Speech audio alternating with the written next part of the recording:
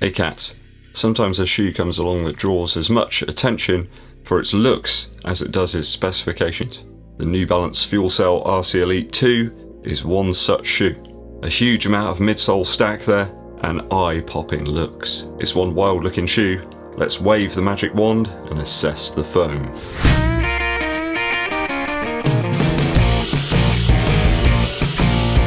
Thanks for joining me today, guys. Do show some love for the channel by grabbing some merchandise from the links below or in the description, and also don't forget to give this video a thumbs up like. So stats wise, here we have 265 grams, which is 9.3 ounces for my UK size 11.5, US size 12. That's my typical sizing approach for New Balance. I haven't done anything different to normal. Some people are suggesting this shoe is slightly longer or wider. I don't think it is. I think it's pretty much what you'd expect from a New Balance race shoe. I would go for whatever size that you picked up for the RC Elite or the Rebel 2. Those both fit a little tighter, and this one's pretty much the same. So that makes the V2 about 30 grams heavier than the V1. So it's a little over 1 ounce heavier, and I think you get a little more upper and some more midsole material for that 1 ounce. Using my crude measuring apparatus, I think there's about 39 millimeters of stack height here in the shoe. It does look like more than that, but actually the midsole material cups around your foot a little bit at the back in the heel. I think it looks about 31 millimeters in the forefoot area. So you've got about an 8mm drop, which is pretty much what New Balance suggests. Comparing that to the V1, which had 34 in the heel and 24 in the forefoot, then you've got a 10mm drop, so a slightly less aggressive drop here in the V2. Just a quick disclaimer, this is a shoe that I've purchased with my own Earth credits. It's not something that's been sent to me, so you'll get my honest opinions as per usual. Upper first.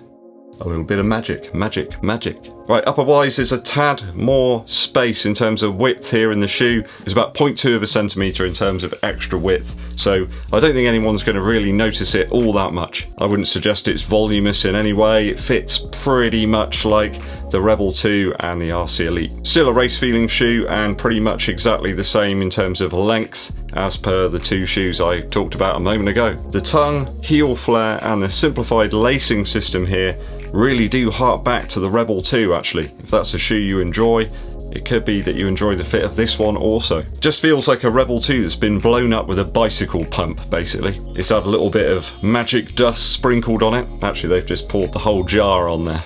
I think quite a lot of that magic dust has stuck. I think this is going to be a shoe that you either like aesthetically or you do not. Not sure there'll be many people on the fence. Very breathable, I have to say, in the toe box there.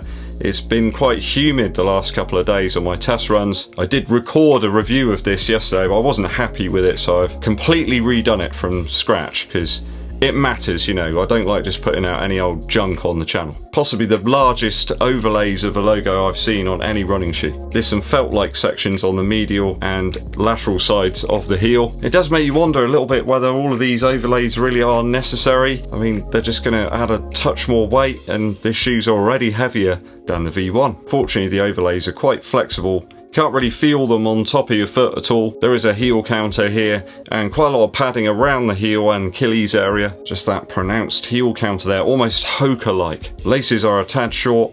On my first run, I didn't bother with the runner's knot and had some issues with the lacing. The upper just seems to give a little bit over the first few miles. Second run was pretty much the same, so I switched up to a runner's knot after about the second mile. But sadly, the tongue just lacks a little bit of the padding that we had on the RC Elite. There's nowhere near as much padding, and I felt the laces digging into the top of my foot, so heaven knows why they've gotten rid of that padding. It really worked very well. Just feels like they've made some changes here for change's sake. I don't think this is a shoe anyone really wants to use on a daily basis. You really do have to get the lockdown on point and at certain paces to get the real feel of the carbon plate in the shoe. Tempo runs, long runs at higher paces, that's pretty much where this shoe fits for me. And I think in terms of the actual fit of the upper, it's certainly a more race or high tempo fit. Certainly not a daily shoe. So a few misgivings there about the upper. I'm going to give it a 2.2 out of 3 after my initial runs.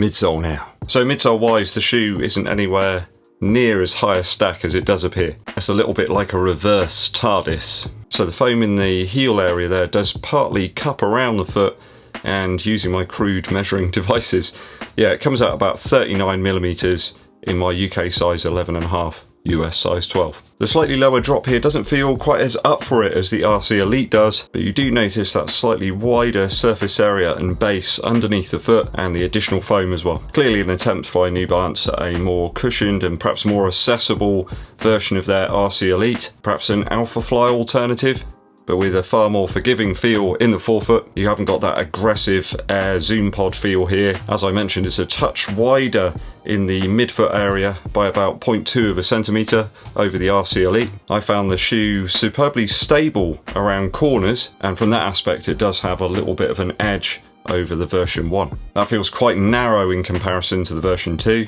You've got a little more surface area in the heel and the forefoot in the V2. 0.5 of a centimetre or something along those lines, but you can feel it. So 18 miles in total in the shoe so far. I found it easy to get down to my half marathon target paces using the RC Elite 2. So that's around 6 minutes 50 seconds per mile or 4 minutes 15 per kilometre.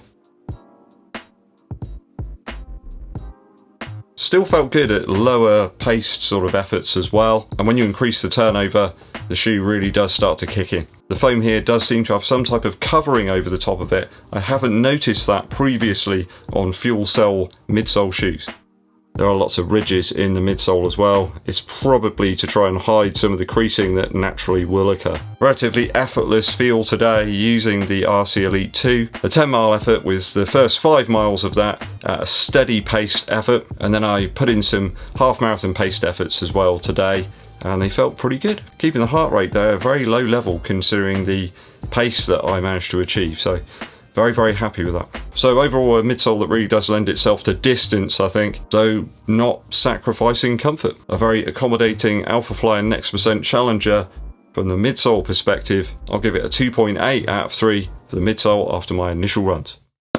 Outsole now.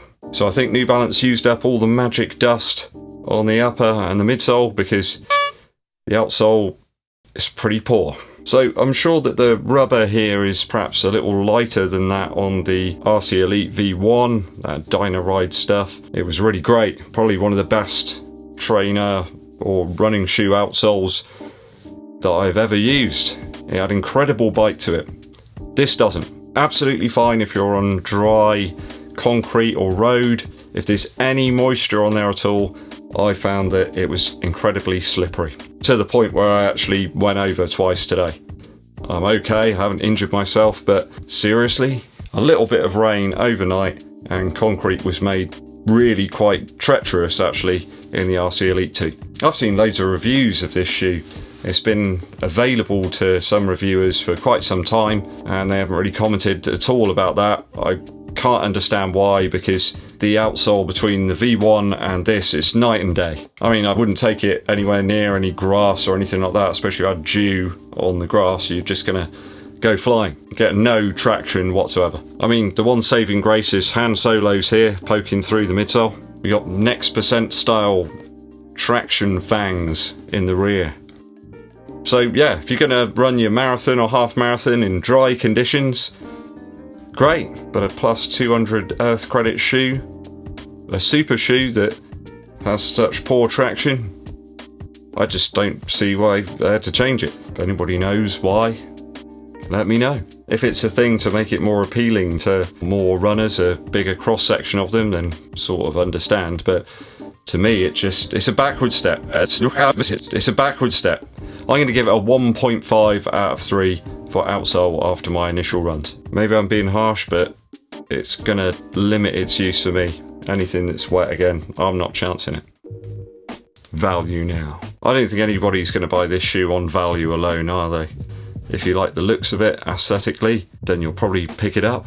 But it's certainly not going to be for everybody, is it, with the aesthetic design action here. It's pricey as well, it can't be denied. You know, over a 200, it's always going to put people off a little bit. It's certainly a shoe that will get you noticed if you wear this one at the start of a race while you're waiting and warming up. I mean, we've got the Turkish Delight pink here, or the orange surprise. There's hundreds of times that I've run past this lady in the morning and sort of said hello, you know, good morning, and yesterday was the only time she's ever said, like your shoes. So I think that says a lot. I can't see a huge number of people opting for this shoe over maybe the next percent or the Adios Pro actually. Perhaps worth some attention though if those Nike or Adidas offerings are just too narrow for you. A mix really here of the Alpha Fly, the Rebel 2, a little bit of the Adios Pro in there, the Fuel Cell TC, though they seem to have taken away some of the things from the original RC Elite that made it really great, like the outsole and that padding on the tongue. I know a lot of shoes take a long time to design, to develop, to create the prototypes and get them out there, but it does seem like this one's really been created as an Alpha Fly competitor. I'm not sure you really need to be one. I'm not sure how New Balance probably feel about the fact Nike have brought down the price of the next percent 2 to that same sort of area. It's gonna surely provide some serious competition to this shoe. Value wise, it's not really a shoe for the casual runner. I'll probably get some reasonable use out of it when it's dry for some much longer runs. Could be a reasonable half or full marathon shoe for a lot of people, and some people might opt for it due to the stability, that little extra width and the big cushion. So I'm going to give it a 2.5 out of 3 for value. So some good scores for upper, midsole there, not so much for outsole, and value wise it's round about the same as some of those other super shoes. So if I've totted the scores up correctly, it's a 9 out of 12 for the New Balance Fuel Cell RC Elite 2. It's the difficult second album for me.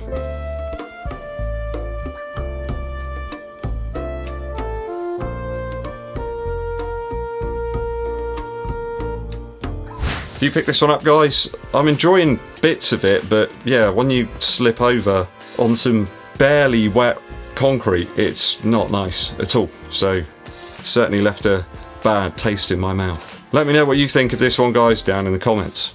Good morning, guys. Testing out the New Balance Fuel Cell RC Elite 2 today. It's really misty and a little cooler. Certainly some good running conditions early on. I reckon it will heat up later though, once the mist and the fog is burnt off. Just kicking off with a bit of warm up for a mile or so, around about 8 minutes a mile, and then we'll test out the speed chops on these.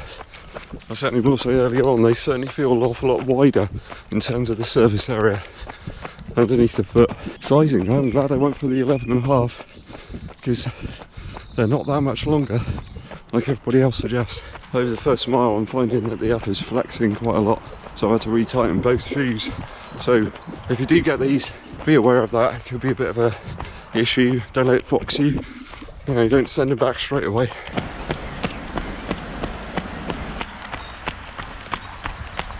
So first faster mile down, about 6 minutes 56. I've had to cinch the laces up a bit more. No joy the runner's not here unless you just want to do a single bow, and no one's going to do that. Lace is quite short, so yeah, we'll see how we progress. We've got the most mysterious Silent Hill style conditions today. Lots of mist. Look at that. It's even worse when I got up. I took in the highlights of the Brooklyn Nets and the Bucks from last night. Durant firing 49 points. Amazing. What a comeback. I think they were 17 down at one point. So second quicker mile in just a moment. It's uphill half of it, so we'll see how the shoes work out on that. Sometimes having carbon fibre plate in the midsole does help on the uphill, so we'll see.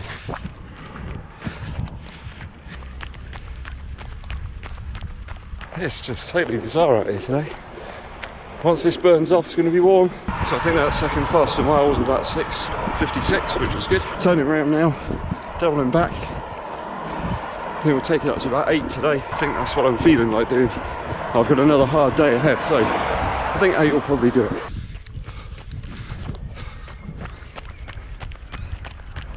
So I managed to lay down 6:46 on that third faster mile. Just taking it a little easy now, recover. And one more and home for some Weetabix. Yeah, I'd suggest this is a wider based, more inclusive version of the RC Elite. Definitely going to have a broader mass appeal. Do I prefer this one? At this present point, I think I prefer the original. Purely because there's just less of it. I'd say these feel surprisingly good at slower paces in between, you know, where I'm recovering, dropping back. I'm not one of these people that likes to suggest that something is going to work for someone if they're running slower. You know, pace is down to the runner, isn't it? subjective a little bit. You know, I'm never going to be the fastest runner. I'm never going to be the greatest guitar player. Just try and enjoy things. I'm enjoying these up to now, very much so. One last quicker one, and we'll see how they hold up. Pretty stable so far.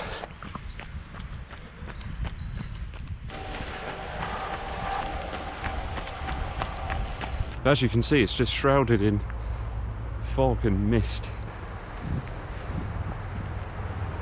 Looks like a beautiful winter's day or something, but it's certainly humid.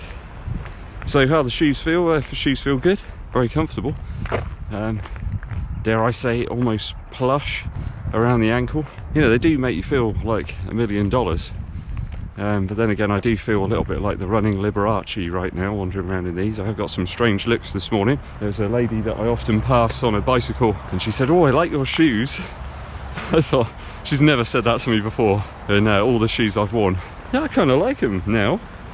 In terms of the look, you know, it's wild, isn't it? But if you're going to turn up for a race in these, you've got to be prepared for a little bit of banter, I suppose, haven't you?